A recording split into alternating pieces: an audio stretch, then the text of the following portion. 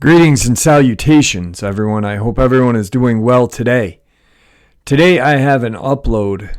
Well, I was contacted by a person in the Department of Wildlife Resources out of Virginia, and they wanted to shed some light on some stuff for me. And it's pretty terrifying. But before we get into that, a couple links. As you know, I rely on Patreon, PayPal, and my merch to help the channel to continue to grow and go. The links to Patreon and PayPal are in the description below. My merch displayed directly under this video. Also, Dogman Frightening Encounters Volume 1, 2, and 3, the audiobook versions. They were written and researched by Tom Lyons, narrated and produced by me, Jeffrey Nadolny. Those audiobooks are available on Audible, Amazon, and iTunes, the links to which are also in the description as well. And finally, last but definitely not least, if you'd really like to help support this channel to continue to grow and go, simply subscribe, click the like button, and please leave a comment. It really does help, and it does matter. And now, everyone, I have taken far too much of your time. Let's get on with today's upload. Shall we? All right, guys, about 2 weeks ago, I had a upload with DJ, and DJ shared an experience that his friend's brother had in the vicinity of Hungry Mother's Park or Smith County. And shortly after that, I had received another email from a resident in that area as well, and they were talking about some ham radio transmissions they had heard. Today, I was talking to DJ about what was going on around his house and received another email from this person from the Department of Wildlife Resources to really shed some light on what occurred that day. And here is that email. Jeffrey, how are you? I actually just found your channel. I'm enjoying the information you are putting out to the public. My name is redacted. Please do not use my name ever on your channel, because I work for Virginia's DWR, Department of Wildlife Resources, in the Henrico office.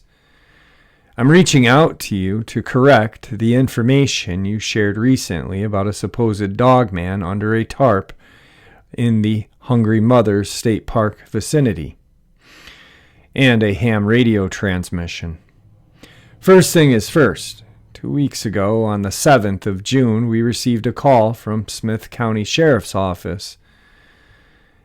A mountain biker had seen a bear and was chased. Apparently, he was riding his normal route, which he has biked for about 5 years. He came to a crossroad, and out it came. No warning, nothing. He was lucky to escape and contacted the sheriffs. Then they contacted our Marion office. 15 minutes later, one of our CPOs, or Conservation Police Officer, was heading toward the state park, prepared to deal with a rogue bear, tranquilizers and rifle ready to go.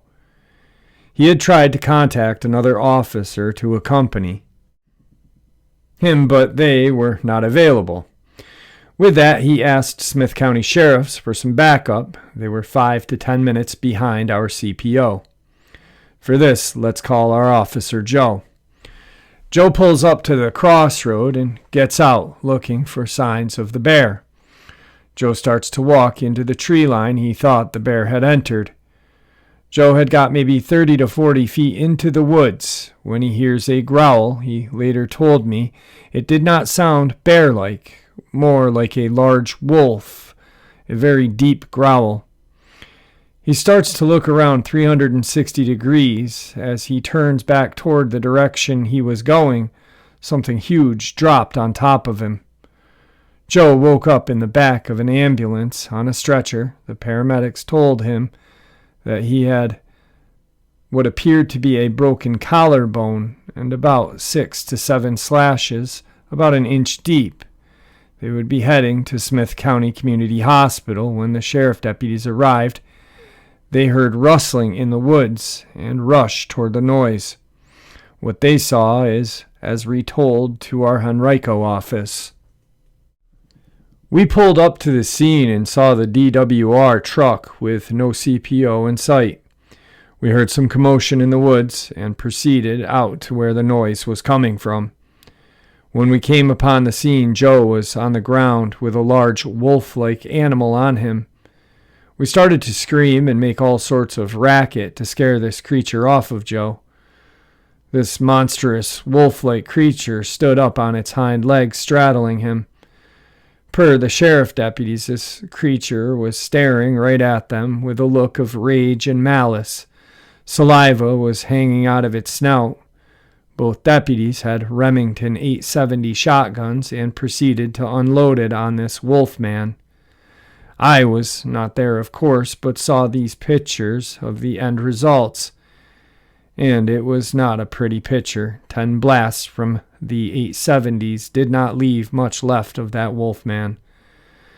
The sheriff's office contacted us at the Henrico office, and my boss, contacted the proper agencies out of Virginia.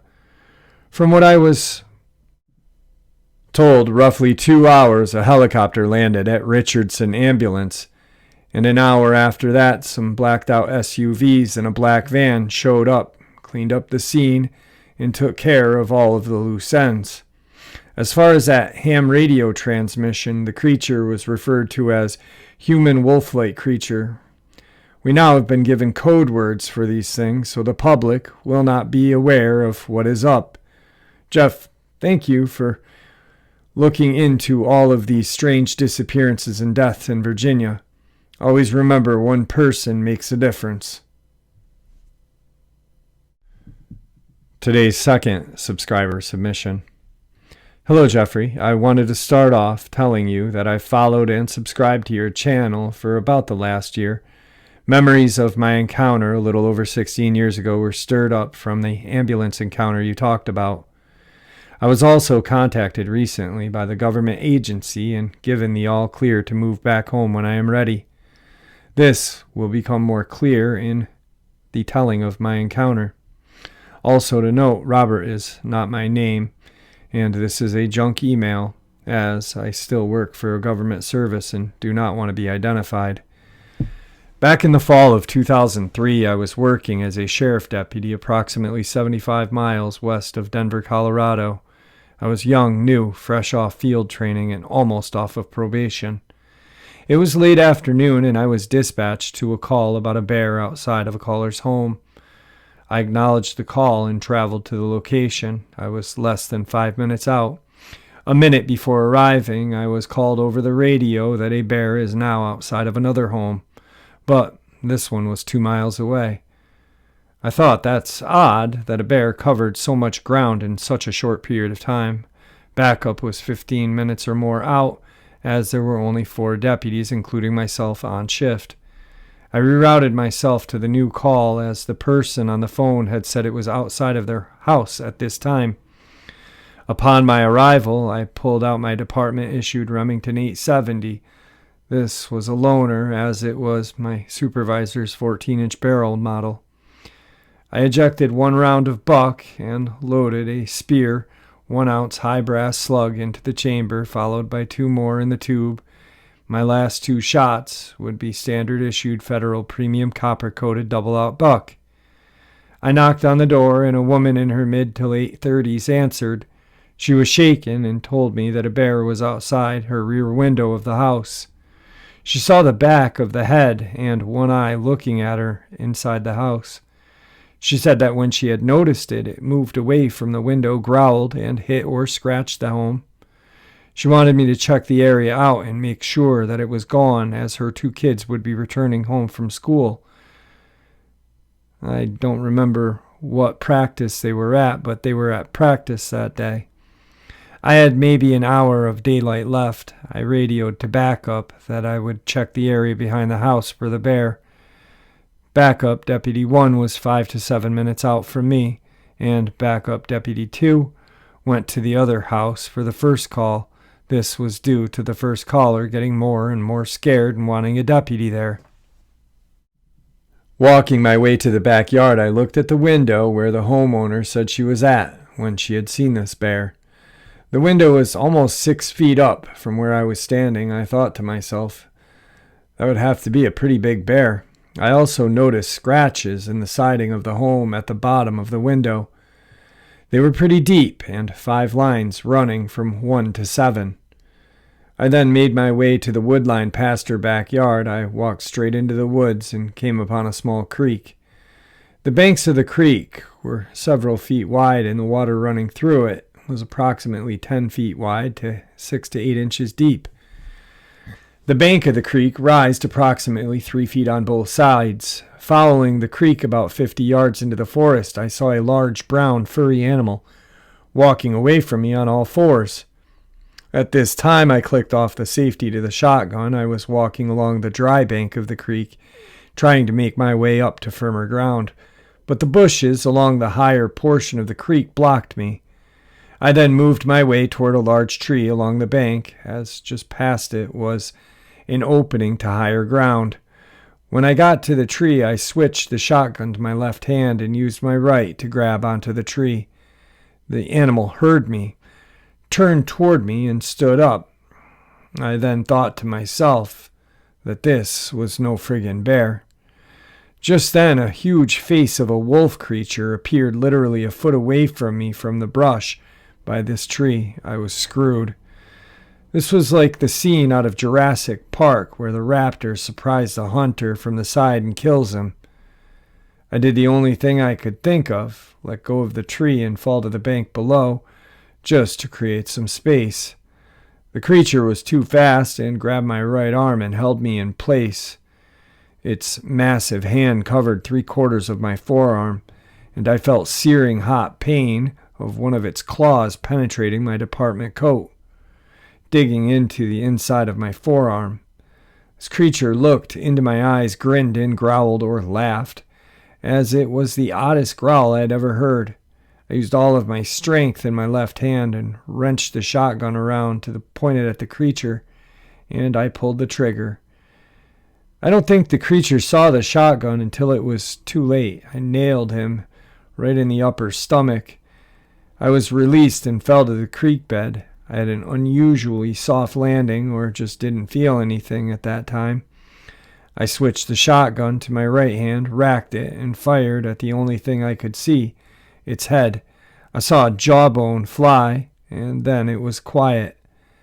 I immediately remembered the other creature up on the creek, turned, and saw 3 more standing about 35 yards away. I racked the last slug into the chamber and fired at them. My round glanced the center creature's rib cage, and it let out a yelp. And I fired the last 2 rounds of buck. I know the spread hit all of them. They all darted up the opposite side of the creek from me, and out of sight I unholstered my Glock 21 and fired another 6 rounds at one of the creatures when it returned to the creek bank. It then ran back into the woods. Both of the other deputies heard the shots and came to my aid. I needed 6 stitches to close the cut on my forearm. Every off-duty deputy was called in to look for 3 more of these bear, but nothing was found. The one body on the scene was guarded by a sheriff and his major. The feds showed up from Denver in about an hour, and I was asked a lot of questions, and asked multiple times if I were bit. I also had blood drawn 3 times over the next 3 days. I was told checking for rabies, which I know they weren't looking for. At the medical center, after getting stitched and cleared, Agent Bob, this is what I will call him to this day. In his thick southern accent, came to me and told me that he was impressed that I did not die from coming upon 4 bear, and the one that I had killed was a very large one. He gave me a handwritten card with his number on it, told me to call him if I see any more of these bear. I asked him if I should stock up on silver, kind of a tongue-in-cheek move on my part, telling him that I know what we were actually talking about. To my shock, he told me that wouldn't be a bad idea, but a slug to the head seemed to work. The sheriff came in and told me he was going to give me a commendation for protecting the public from these crazed bears, and to take the next 6 weeks off with pay to heal from my injury. Jeff, there is more to this experience, part 2 sort of. If you want to hear about it, let me know, as the 3 other Dogmen came back for me at my house during my time off. If not, just let me know. I don't want to bother you with my dumb stuff. The first Dogman that grabbed me is described as all black with shades of gray mixed in the coat. The eyes were pure gold color, with small circular wisps of black.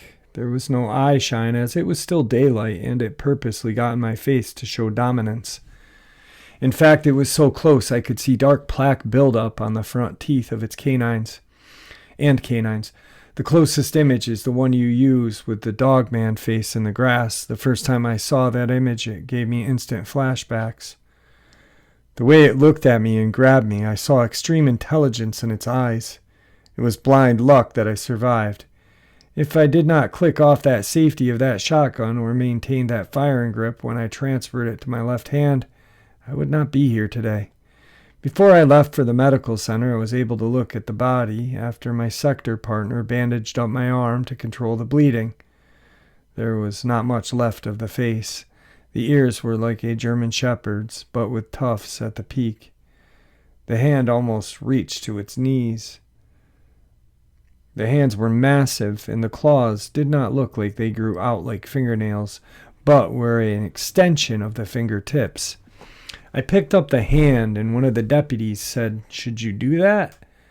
It might be carrying diseases." I said, "Well, I already tangled with it, so I'm probably already done." The hand felt very leathery, and the claws were not really sharp, but with the force they are being driven at, it could cause some damage. This male had what I called like a slight chest puff, like a mini mane that some dogs have. The legs and feet looked like how you would look if you walked only on the balls of your feet, with the heel being more of a joint. Unlike a dog, this one had 5 toes, not 4, but it still looked larger pawed foot. There was no tail that I could see, but the body was lying on its back. I stretched out the left leg and estimated the height to be approximately 8.5 feet tall. I'm not good with weight, but the feds needed 2 Kubotas to drag this thing out, while waiting for a 3500 truck. The second Dogman, or dog person, was smaller in build than the first, but it was later found out to be a female. I believe this one was trying to distract me while the male sprung its trap. She was dark brown in color. The other 2 appeared to be male, and both similar looking to the one I killed. Now that the description is out of the way, I'll move on to the rest of the experience and where I have been relocated by the feds. I was dropped off that evening to my small home. It was a nice 1,050 square acre, all brick, 2 bedroom, 2 bath, with 3/4 of an acre. The perfect place for a single guy like me. My nearest neighbor was 600 yards away. My parents helped me purchase it when I got my job. My parents live in Denver. I was greeted by my small female German Shepherd, Lucy. She was happy to see me, but kept smelling me, and she just kept tucking her tail after getting cleaned up and changed. She was all hugs and kisses after that. Next morning, I checked with the sheriff's office. When I pulled into the parking lot, I noticed at least 6 Fed vehicles, a Fed armored vehicle, like today's Bearcat. I went in, met with the sheriff. The sheriff handed me my commendation letter. He told me to read it carefully, as the feds were all over the office. He also told me that our federal friends were staying in town for the next few days to help the department try and locate any more bears. I went out to my car and took out my letter. Inside was a note that said, "To meet a clerk at the courthouse, name redacted." I traveled there to meet with redacted. She handed me another envelope and told me to read it here. I opened the envelope and read the handwritten letter from the sheriff. It read as follows.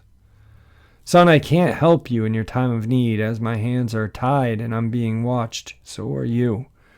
The agents are using you as bait. You are being followed by them, but I don't think they were here to protect you. Protect yourself however you can. Do not leave and go home to your parents, as others may come back for you. When we get through this, we can have a talk on what I know.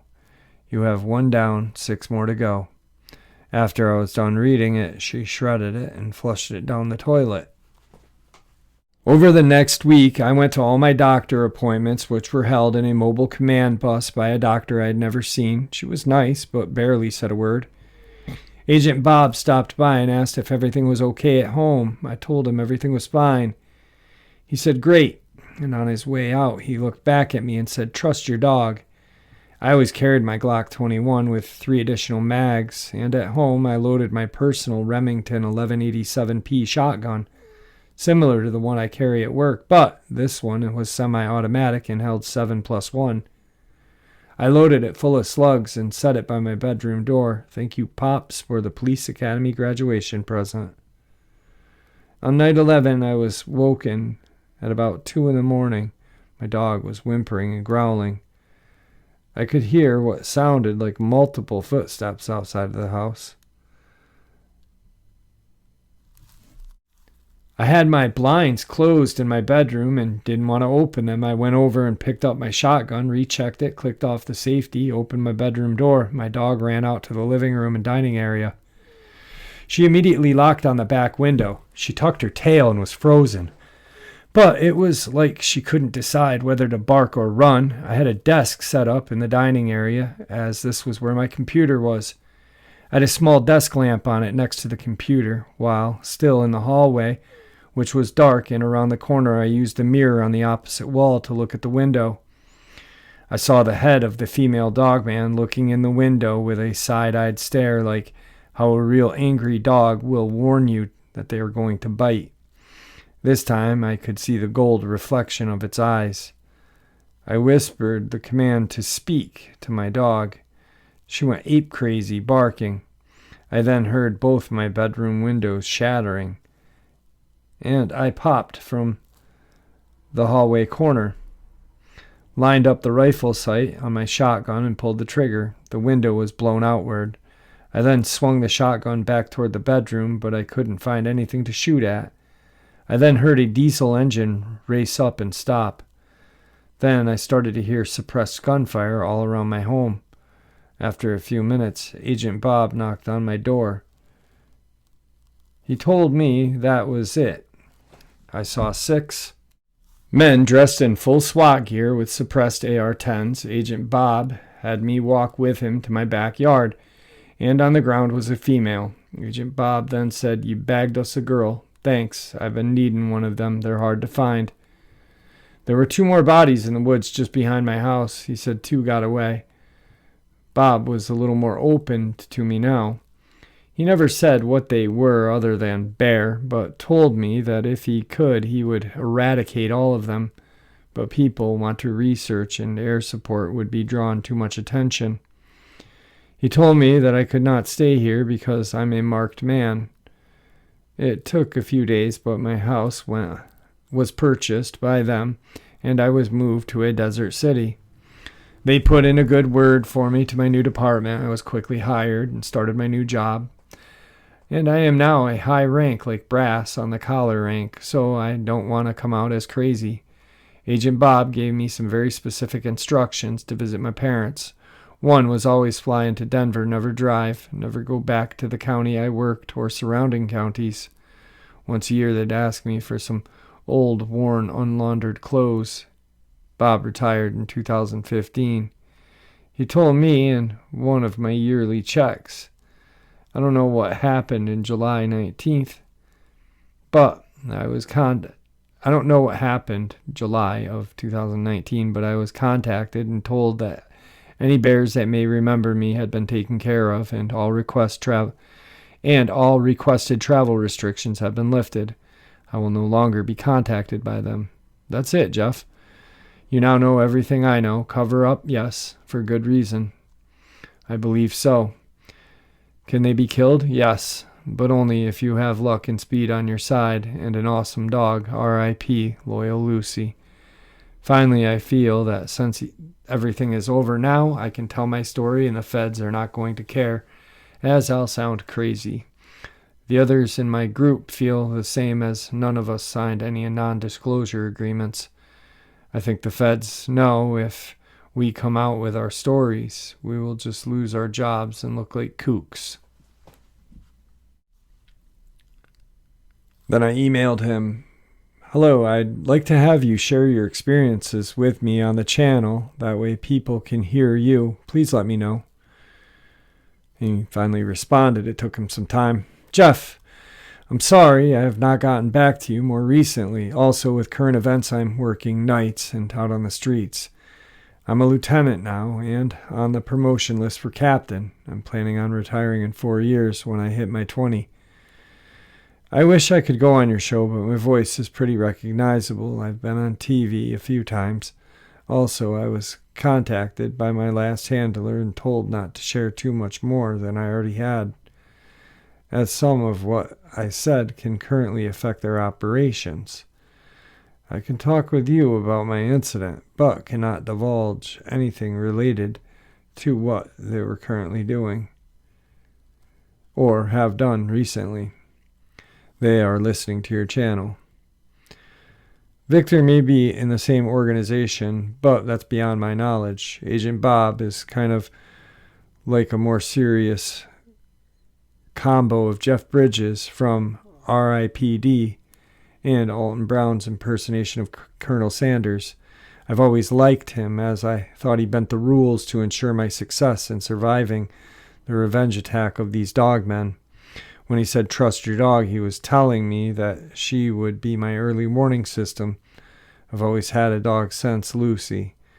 I always wanted to add that Lucy passed away of old age in 2012. Whenever I go into a wooded environment, I now carry my Glock 20 and 10mm with some really hot loads. I also carry a 45-70 Marlin 1895 SBL with 430 grain P-loads. Since my encounter, the few times I have camped with family has been in Montana, Utah, and Idaho. I've never had a run-in with any other cryptid. Also, for insurance myself, I have half of that jawbone recovered from the scene. I have it geocached in a location only myself and 2 other people have. If you have any additional questions about my encounter, please feel free to ask. Alright guys, so really quick, if anyone's wondering what the ambulance encounter is, that is an encounter that happened in Connecticut. And 2 paramedics were heading to a location, got a call that the call had been canceled, and were heading back in a rural, very rural part of Connecticut. Kind of like a one stop sign town.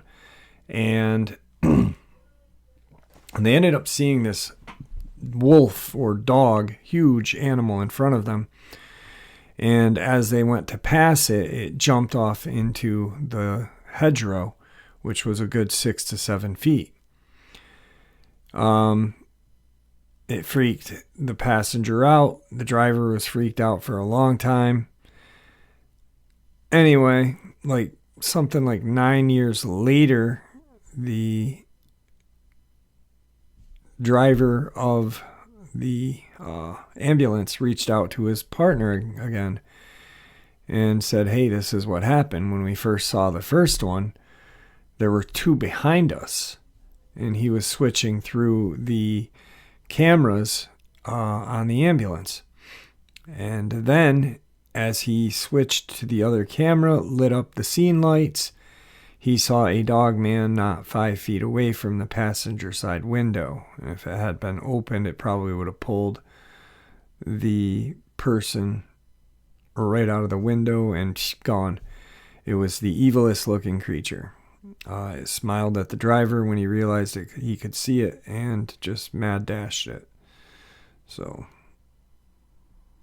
anyway, I hope you guys enjoyed tonight's upload as much as I enjoyed sharing it with you.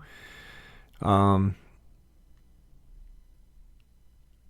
did contact DJ because I wanted to talk to him about these locations that this gentleman had mentioned. So when he had emailed me, I called. He gave me a phone number and I called him, and I jotted down some notes, and it all makes sense. You could land a helicopter at this Richardson ambulance parking lot area. It's a pretty secluded area, and cleanup wouldn't be that hard for where they were at and for these professionals. So with that, my friends, have a wonderful day. May the Great Spirit watch over us all, and may He guide us down that path that we call life.